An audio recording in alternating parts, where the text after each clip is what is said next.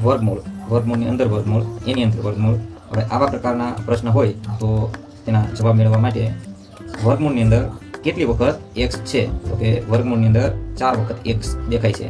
તો આ 4 નો વર્ગ કરીએ એટલે 16 જવાબ મળે, અને ઉપર એમાંથી 1 ઓછા એટલે 15.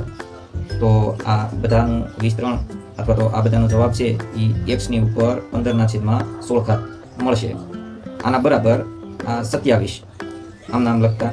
હવે x ની ઉપર 15/16 બરાબર 27 એટલે 3/3. હવે આ x ની ઉપર જે ઘાત છે એ ઘાતને આપણે દૂર કરવી હોય તો આના વ્યસ્ત પદ વડે ગુણવા પડે.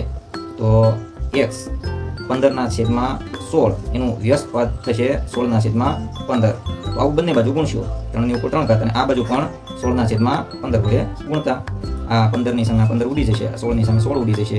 અહીં x અને 3. હવે આ 3 5 15, તો 16/5 x ની કિંમત મળશે 3, એના ઉપર 16/5. આ પ્રકારનો જવાબ મળશે.